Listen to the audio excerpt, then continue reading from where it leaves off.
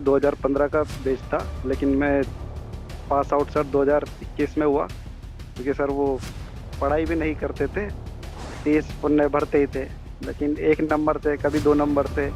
तो ऐसे ऐसे उन्होंने 4 बार फेल किया। उस बार भी लॉकडाउन लग गया, जो फर्स्ट बार जो कोविड आया था, तो वो भी कोचिंग पूरी नहीं हुई। फिर उसके बाद हम दूसरी बार गए थे अभी, तो वो भी कोचिंग तो हमारी सर पूरी नहीं हुई थी। लगा नहीं था कि जब तक पास आउट ही नहीं होंगे तो तैयारी भी क्या करेंगे।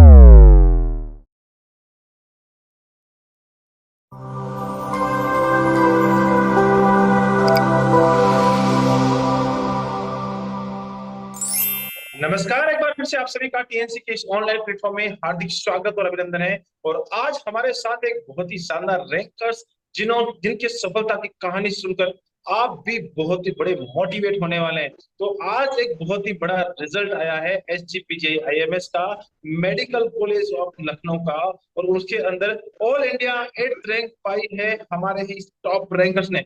बहुत बहुत बधाई और शुभकामनाएं विजय जी। धन्यवाद सर। थैंक यू कैसा सर। लग रहा है ऑल इंडिया 8th रैंक के साथ? सर अच्छा तो लग रहा है सर, बहुत अच्छा तो लग रहा है। आज ही आपका रिजल्ट आया है और इस रिजल्ट के साथ ही हम इस इंटरव्यू को कर रहे हैं। तो ये एक बहुत ही बड़ा रिजल्ट है। इस रिजल्ट का इंतजार बहुत सारे बच्चे लगातार कर रहे थे कि ये रिजल्ट कब आएगा, कब आएगा, कब आएगा, क्योंकि इसका एग्जाम एसजीपीजे ने करवाया था। और इस एसजीपीजे के इंतजार में आप सारे बच्चे इसका वेट कर रहे थे। तो ये जब रिजल्ट आया तो क्या लग रहा था कि इतनी अच्छी rank, all India 8th rank हासिल कर जाएंगे? नहीं सर, इतना तो लग नहीं रहा था। पहले तो लग रहा था कि बस 790 के अंदर आ जाए जनरल में, क्योंकि वहाँ पे आपकी यूपी वॉइस में को जनरल थोड़ा में सा नजदीक रखें। सर, जो पहले तो लग रहा था कि बस 790 के अंदर आ जाए रैंक, कि सिलेक्शन हो जाए कैसे न कैसे। लेकिन फिर सुबह देखा तो खुद पे विश्वास नहीं हुआ। फिर मैंने दोस्त से फिर से चेक कराया कि यार चेक करके बता, मेरा मेरा ही रोल नंबर है क्या ये। तो उसने बताया, फिर विश्वास हुआ। बिल्कुल बिल्कुल, पहली बार में ऐसा लगता है कि यार ये मेरा ही रोल नंबर है या दूसरे का तो नहीं है। तो और फिर दोस्त ही जी सर। हमारे इस काम में बहुत ही बड़ी हेल्पफुल रहते हैं। तो इस इंटरव्यू की शुरुआत करने वाले हैं और इस इंटरव्यू में आपसे बहुत सारी चीजें जानने वाले हैं, आपके संघर्ष की कहानी जानने वाले हैं कि किस प्रकार से आपने मेहनत की और इस इतनी बड़ी 8th रैंक को हासिल किया है। तो सबसे पहले इस इंटरव्यू की शुरुआत आपके अपने इंट्रोडक्शन से, कि आप कहाँ से आते हैं और साथ ही साथ आपने कहाँ से नर्सिंग की है। जी सर, मैं विजय कुमार वर्मा, कोटा। मैं रहता कोटा है, और मेरी नर्सिंग भी कोटा से ही की है मैंने, फ्लोरेंस नर्सिंग कॉलेज से। और मेरा एडमिशन स्टार्ट है 2015 का बैच था, लेकिन मैं पास आउट सर 2021 में हुआ, क्योंकि सर वो पढ़ाई भी नहीं करते थे, और कुछ कारण थे कि, लेकिन बाद में पढ़ाई पे ध्यान दिया तो निकल गया। ओके। बहुत ही एक, मैं जो जिस प्रकार से जान पा रहा हूँ कि आपने 2015 के अंदर एडमिशन लिया और 2021 के अंदर आपने पासिंग ईयर लिया। लगभग 4 जो साल की नर्सिंग है वो आपने 6 साल में कंप्लीट की है। तो बता सकते हैं कि जी इस सर। बीच क्या घटना रही होगी कि किस चीज के अंदर आपको वहां पे इस बीच में इतना लंबा समय क्यों लगा? सर लगा तो 2 सब्जेक्ट थे, एक तो पीडियाट्रिक और साइकेट्रिक। अब हम उन दोनों में देते तो वो सर पता नहीं, या तो उन्हें मेरी हैंड राइटिंग समझ में नहीं आती थी, या मैं लिखते तो थे सर के, जैसे पेपर आते हैं तो उसमें से 28-30 पन्ने भरते ही थे, लेकिन 1 नंबर से कभी 2 नंबर से। तो ऐसे ऐसे उन्होंने 4 बार फेल किया, फिर 5वीं बार में पास कर दिया। और फोर्थ ईयर में सर एक ही बार में पास आउट हो गए, तो क्या लगा कि चलो पास आउट तो हुए। उसके बीच में फिर सर फिर तैयारी भी हमने क्या है, कर दिया था, लेकिन लगा नहीं था कि जब तक पास आउट ही नहीं होंगे तो तैयारी भी क्या करेंगे। मन नहीं बिल्कुल। लगता सर, वो है। फिर उसके बाद रिजल्ट आया, पास आउट हुए। फिर उसके बाद की सर तैयारी, तो बैठ गया सर। एक बहुत ही अच्छी इंस्पिरेशनल स्टोरी आपने बताई है कि फोर्थ ईयर पे जो आपके जो सब्जेक्ट्स होते हैं कंटिन्यूसली, जब फर्स्ट ईयर से लेकर फोर्थ ईयर के सब्जेक्ट में, उसमें जी। साइकेट्रिक के अंदर आपका बैक आ गया था और साइकेट्रिक के बैक को आपने बड़ी मेहनत के बाद पार किया है। आप जो बता रहे हैं कि जो मैं लिखता तो जरूर था लेकिन एग्जामिनर के साइड समझ में नहीं आ रहा था। ये हम लोग भी सोचते हैं हमेशा जब एग्जाम देते हैं तो यही लगता है, हर बच्चे को लगता है कि यार काम तो मैं बिल्कुल सही कर रहा हूँ लेकिन कहीं ना कहीं गड़बड़ी एग्जामिनर की तरफ से हो रही है। तो ये चीजें होती है और मैं भी पढ़ता था तो ऐसा ही सोचता था कि नंबर कब आ रहे हैं, मेहनत तो पूरी हो रही है लेकिन कहीं ना कहीं गड़बड़ी हो रही है। लेकिन कोई बात नहीं, लेकिन आपने इस समय जो मेहनत की है और उस सफलता के बाद जो आपकी पीछे भी जो भी आपकी स्ट्रेटजी रही है, जो आपने पढ़ाई की या नहीं की, आपके नंबर कम आए या कैसे भी आए, लेकिन इस समय आप सफल है, तो दुनिया में आप परचम लहरा रहे हैं। तो आप जब सफलता लेके आए, आप फोर्थ ईयर कंप्लीट कर चुके थे, उसके बाद आपने क्या स्ट्रेटजी बनाई कि यार कॉम्पिटिटिव एग्जाम देना शुरू किया जाए या नहीं, तो इसके बारे में आपने क्या प्लान किया? जी सर, इसके लिए तो पहले दोस्त थे, तो दोस्तों के साथ मैं सब कोचिंग करने जा रहे थे। मैं चलते हैं अपन भी कोचिंग करते, तो कोचिंग गए। तो पिछला वाला हम तो दो, जब मैं थर्ड ईयर में था उसके साथ ही हम चले गए थे कोचिंग करते। तो उस बार भी लॉकडाउन लग गया, जो फर्स्ट बार जो कोविड आया था, तो वो भी कोचिंग पूरी नहीं हुई। फिर उसके बाद हम दूसरी बार गए थे अभी, तो वो भी कोचिंग तो हमारी सर पूरी नहीं हुई थी, लेकिन वो ऑनलाइन हम देखते रहते थे, करते रहते थे। तो ओके कोचिंग ओके। का था 70% ऐसे हो गया था हमारा। लेकिन फिर उसके बाद दोस्तों ने कहा कि क्वेश्चन प्रैक्टिस करो, जितनी करोगे वो बैठेगा। तो क्वेश्चन प्रैक्टिस की सर, तो अब निकल गया उससे। Good good.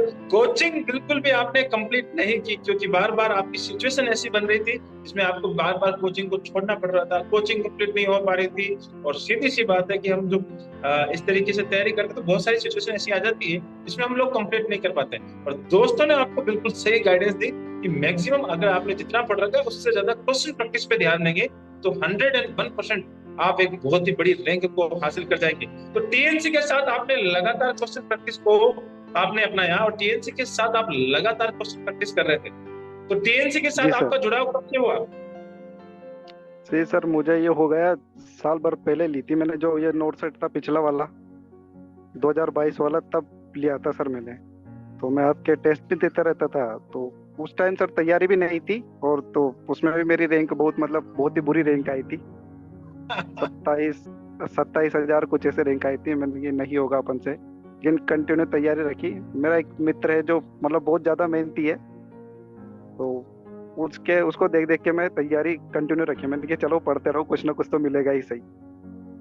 आज उस मित्र का भी नाम जानना चाहूंगा मैं आपके मुंह से कि आपका मित्र ने आपको मोटिवेट किया है, तो उस दोस्त का नाम जरूर इस प्लेटफॉर्म पे बताया जाए कि वो कौन सा दोस्त है जिसकी वजह से आप मोटिवेट हमेशा रहते थे। बहुत सारे दोस्त हैं, लेकिन उस पर्टिकुलर दोस्त का मैं नाम जानना चाह रहा सर अनिल बेरवा नाम है, वो कोटा में रहता है और मेरे साथ ही हूँ। पढ़ा हुआ है वो। उस दोस्त को भी दिल से सैल्यूट जो कि अपने दोस्तों को हमेशा मोटिवेट कर रहे हैं, क्योंकि इतनी अच्छी बात, खुद तो पढ़ाई कर रहे हैं साथ ही साथ अपने दोस्त को भी मोटिवेट कर रहे हैं। और बहुत ही अच्छी रैंक आज हासिल हुई है आपको, तो आज आपके दोस्त को भी बड़ी खुशी हो रही होगी कि आज मेरा दोस्त आज इतनी अच्छी रैंक लेके आया है, तो बहुत ही बड़ी बात है।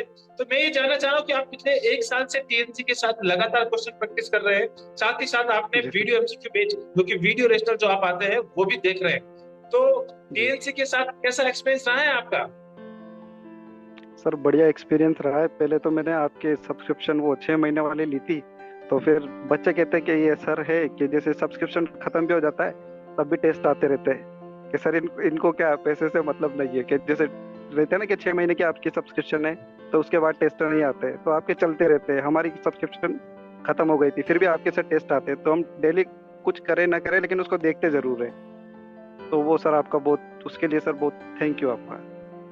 चलो बहुत बहुत धन्यवाद कि आपने लगातार टीएनसी के साथ ये कंटिन्यूअसली रखा था और बहुत ही अच्छी तरीके से आप टीएनसी की टेस्ट सीरीज भी दे रहे थे, साथ ही साथ वीडियो रेस्टर भी देख रहे थे, और आज इतना बड़ा आउटकम लेके आप परचम ले रहे हैं। तो लास्ट में मेरा एक सवाल है कि आप टीएनसी की टेस्ट सीरीज और वीडियो एमसीक्यू पढ़ रहे थे, कोई बुक्स, ऐसी बुक्स जिसके साथ से आपको बहुत ही बड़ी हेल्प मिली हो?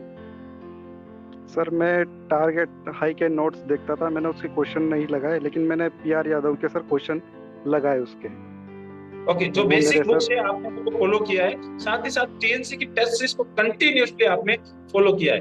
तो आज आप जी एसजीपीजे के अंदर, एसजीपीजे एम्स के जो बात करें उसके अंदर आपने एक बहुत ही अच्छी रैंक को हासिल कर लिया है, और अभी आप यूपी के अंदर बहुत ही अच्छी जॉब करने वाले हैं। तो आपको अभी इस समय एक बहुत ही बड़ा माहौल बना हुआ है एम्स नॉट सेट का, जो इस समय नॉट सेट का बहुत ही बड़ा एक बच्चों को भय लग रहा है, बच्चों को डर लग रहा है कि क्या होगा और किस प्रकार से होगा।